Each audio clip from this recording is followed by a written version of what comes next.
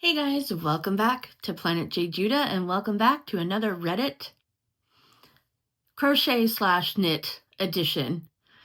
Today I thought we would spice it up a little and do a little crochet and knit drama. Let's see if we can find some funny stories. But first, grab yourself a cup of something. I've got my Hello Pumpkin. And sit back, relax, and enjoy the ride. As always, we are going to be going into it blind and just finding random, hopefully good stories and give our opinion. Now that I have figured out how to put up, I'm going to put it here, a video in my video. Anyways, now that I've been able to figure out how to do the screen record and show it here, I'm gonna go ahead and do that and you can read along with me. I think that would be fun. I don't know, we'll see. I'm gonna try, this will be my first time trying it for a long video. Well, the other one was a long video. I take that back, but breaking it up into multiple videos. Gosh, what is my brain doing? I've had 2 cups of coffee and I don't think it's really helped. Anyways, that being said, I'm gonna try and find us a couple of funny but dramatic stories in Reddit for crochet and knit, and then of course at the end I'm going to share something cute. Last week I believe I did something knit. It was a beautiful, it was that fox sweater. So this week will be something crochet, and it will be in the fall theme because we are still technically in fall. And as a matter of fact, as of the recording of this, it is Wednesday, November 27th, meaning tomorrow here in the United States, it is Thanksgiving. So I don't know, maybe I'll find something that's a little, I don't know, gobble gobble. We'll see. But let me get screen recording and finding us something and get us started. Are you ready for story 1? Let's see if we can find a good one. All right, so I typed in crochet drama stories, as you can see at the top here, and I see from Hobby Drama, it's from a year ago, it says knitting, yarn dyeing, I'm the evil bitch. Let's see what that has to say. Oh my goodness. All right, so it says knitting, yarn dyeing, I am the evil bitch, as you can see. And I'm going to go ahead and start reading this. This is a very local hobby drama, so I apologize. I find it incredibly entertaining. Well, hello, Lincoln Park. Maybe I should have put my pop-ups. Anyways, we'll just keep going. We'll keep going. In my city in the mid-2000s, there were 2 local yarn stores, LYS, benefiting from the knitting boom and the conspicuous consumption that came with it. There was also a local yarn dyer. The dyer would open her studio occasionally and people would buy yarn directly from her. I was there with my friend Marie, who picked up a skein of yarn. Marie, let's scroll up. Marie, the color is perfect for me, dyer. It was custom dyed for a local store I was selling on consignment there. However, I am no longer doing business with them. It's called You'll Never Dance on My Grave, You Evil bitch. Marie putting the piece together. Hi, I'm the evil bitch. Oh my, okay. Kate was the owner of the LYS in question. She had a history of treating people poorly at her store, particularly people who they didn't think would spend money. She insulted crocheters buying yarn at her store, scrapbookers at the store next door, anyone who ever shopped at a big box craft store, and anyone who wasn't in their group. In their in group. Got it. Okay. One new knitter I knew left the store crying. I attended a knitting group there several times, and no one talked to me at all. I tried to join the conversation, but was shut down. I ended up starting my own welcoming group after that experience, where I met Marie. Over time, this poor treatment continued, and we had mostly stopped patronizing the store. Well, that would make sense. Around this time, Kate accidentally sent an email to her customers. It was intended for a group of yarn store owners. In it, she outlined how she viewed other LYS and knitting shows as competition. To the detriment of her customers, she would sell them the yarn she had, rather than what the customer wanted. She stated that most LYS view each other as competition. Do you actually help out the stores in your area, or do you keep the customers? She also talked about someone who started a store in another city, an hour away from hers, which didn't have much overlap in customers or yarn offerings. Quote unquote, someone I taught to knit came into my shop every week for months. I found out she was opening a store when I got in line at Sample It right behind her at the store. She at least had the grace to look embarrassed. She was sorry. And she's stopped using my phraseology in her own store now that she's opened a brick and mortar. But you can imagine my bitterness, end quote. Marie responded to the email saying, I'll be watching for your closing sales so that I can come dance on your grave. That's funny. She was a little bit extra. Kate replied, you'll never dance on my grave, you evil bitch. Okay. And then Kate approached the dyer and requested a yarn in bright neons, Marie's signature colors, and called it, you'll never dance on my grave, you evil bitch. The dyer have her yarn on consignment. Kate did not pay her for yarn she had sold, so the dyer repossessed the yarn. Marie and I both bought some of it and shared our side of the story. At this point in time, the LYSs were crucial in bringing people to the knitting community and generating interest, thus funneling money into all stores in the area.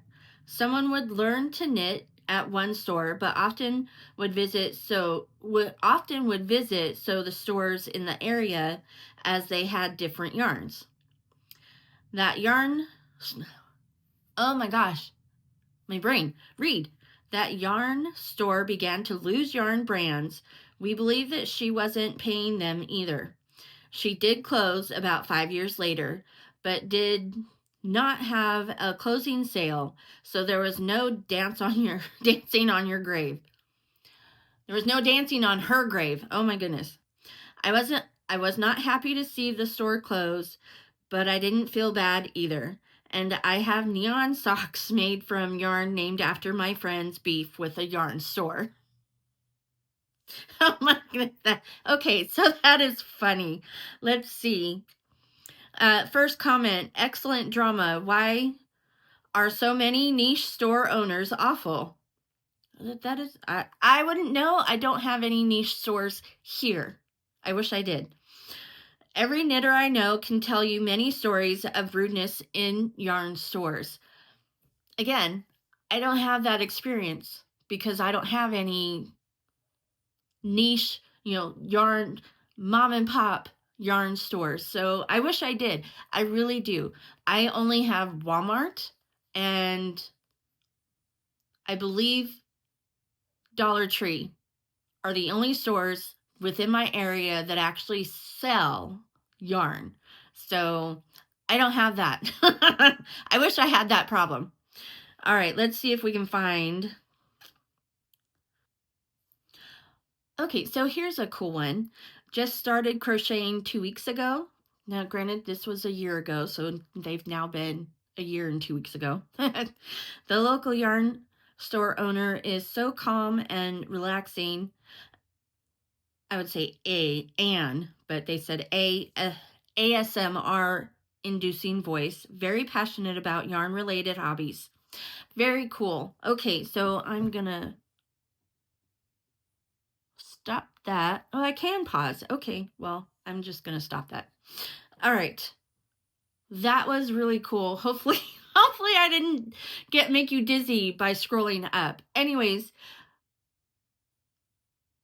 that was definitely quite a story. And I think that's so funny how the yarn color was named after that person.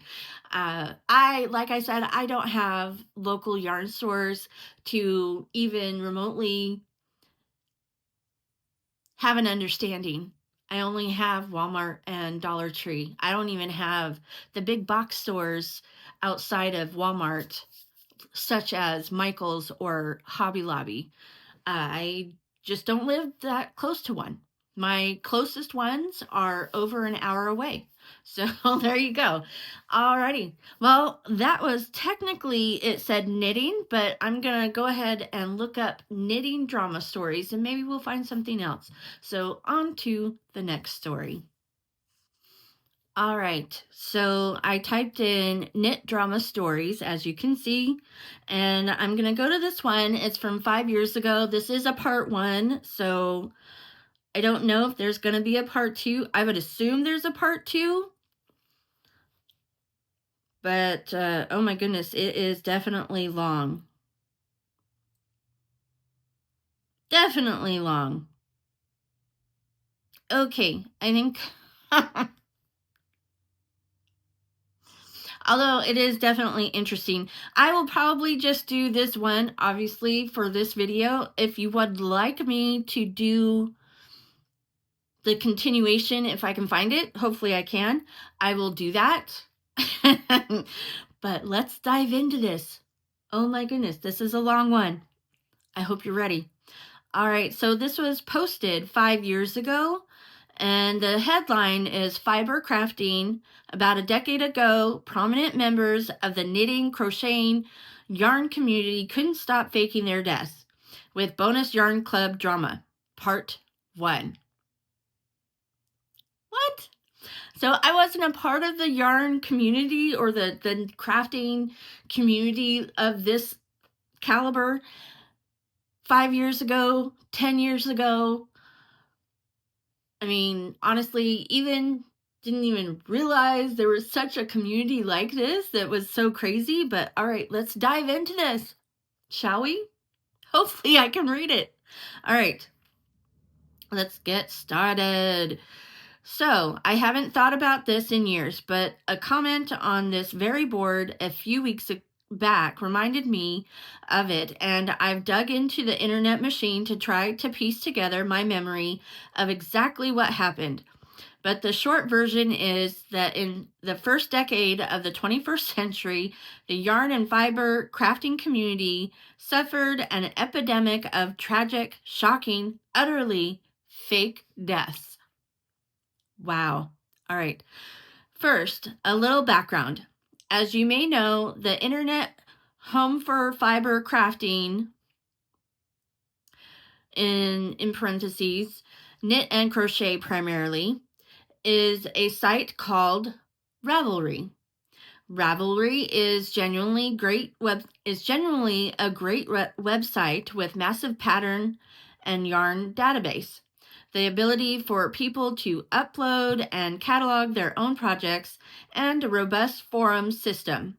Most yarn and yarn adjacent drama, at least back then, played out on Ravelry. Still does, but I think it has partly migrated to Instagram, Twitter as well. I should say that the main reason I know about any of this is that Ravelry had its own drama watching group called Ravelry Rubberneckers. Oh, what a name. Of which I was an active member at the time, and even a mod for a little while. Wow. All right. With the explosion of knitting's popularity as a hobby, the creation of Ravelry, and the rise of sites like Etsy, a big cottage industry sprung up for people dyeing yarn in their homes and selling it online. A lot of these businesses were immensely popular, partly because they did good work, but also, in my opinion, because a lot of knitters tend to be socially conscious women who liked the idea of supporting other women. Well, yeah, okay, that makes sense. Indie yarn dyers were massive drama magnets for everyone that was professional and promptly delivered a high quality product. There were dozens who would get overwhelmed by the demand and ship orders late, ship felted or knotted yarn, dye that would bleed, etc. Like clockwork, massive threads would spring up on forum groups dedicated to individual dyers with people wondering where their stuff was. There was also a special subcategory of yarn dyer drama that I particularly loved. A lot of dyers offered something called a yarn club, often called a sock club, because it was usually sock yarn. To be honest, yarn clubs aren't super related because it was usually, aren't super related to the fake death drama I'm talking about here, but they were often so delicious that I'm going to tell you a little bit about them. You could join the club by subscribing by usually about $20 to $25 a month, and in return you would receive a surprise skein of yarn every month. People like sock clubs because of the surprise and because they got yarns they might not have gravitated towards on their own. Right, okay. People apparently also liked sock clubs because of exclusivity. A lot of clubs came with the promise that whatever yarns you obtained through the club would never be available for sale. So the only way to get them would be to have been a member of the club during the particular month. This became a problem when dyers had overstock of club colorways and tried to put them up for sale in their shops. Club members would explode with rage. It was completely insane. I can imagine. Anyway, sometime in 2006, 2007, there was a really popular dyer called Mystical Creations Yarn, MCY. MCY was popular for all the right reasons, great eye for color, solid product, etc., and was growing in popularity. And then I think she was featured as a Yarny podcast, and she exploded. Around the time that she really took off, people started posting in her Ravelry group about receiving subpar product, knots, felting, late shipping, etc. This was pretty standard, minor drama for a hugely popular indie dyer and didn't have a major effect on its own. Then, in January 2008, someone posted in the group that she had purchased yarn from MCY 2 months ago and hadn't received it or heard anything about why it hadn't shipped. As of this date, that thread was 14,129 posts, and the repository for all information about MCY going down in flames. The basic timeline is as follows. Now, granted, okay, so this is, I think, 5 years ago, so gosh, only knows. I'm not going to go into that, but let's keep reading because we still have a lot to go. Late 2007, early 2008, people started complaining about MCY orders that were never shipped.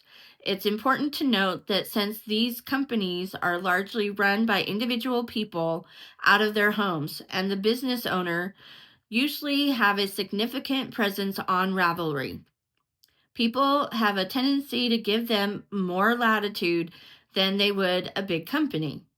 This means that lots of times someone might order something, see that it is late, but not do anything about it until a pretty significant amount of time has passed, at which point it is often too late to dispute the charge with PayPal or their credit card company. At this point, they're out of the money and just have to cross their fingers that eventually they get either the yarn or a credit. Wow. Okay. That is crazy. February 23rd, 2008, someone, interestingly, another prominent indie dyer, posts in the mega thread that she received an email claiming that the owner of MCY, a woman named Danielle, is hospitalized and that her family is trying to fill orders in her absence, but that since the dyer is incapacitated, they are essentially out of yarn and money. They ask people to bear with them and say Danielle will start dying again when she is out of the hospital. Other people report getting the same email. Most think it is BS. In the meantime, internet sleuths have done some digging and discovered that MCY is not registered as a business in any official capacity, i.e., not listed with the New Mexico Secretary of State. That could be a problem. March 2nd, 2008, a poster named Susan from Alexandria, Virginia, enters the thread and announces that Danielle has been in the hospital for 6 months with leukemia and is unexpected to recover. Wow. She says that in Daniel's absence, the business has gone to heck in a handbasket. Daniel's sisters have a ton of yarn that they need to unload fast. Everything must go. She is met with skepticism. Who is she and how does she know any of this? She somewhat bafflingly replies that she is new to Ravelry, has no connection to MCY, but is a fan of their yarn and just wanted to pass on the information that they seem to be having a fire sale. And if I can score some of that yarn for a cheaper price, I'm going to. End quote. People are dubious, to say the least. Lots of people assume that Susan, along with a few other new posters highlighting the low prices on leftover MCY yarn, are probably sock puppets of some stripe. Okay. A few people are also posting about email conversations with Danielle's brother and sister, who others suspect are probably just Danielle herself. Wow. Okay. Whoa. March 3rd, 2008. The plot thickens. Another poster who is confirmed to be another seller and MCY's sole distributor in Europe drops in with some new info.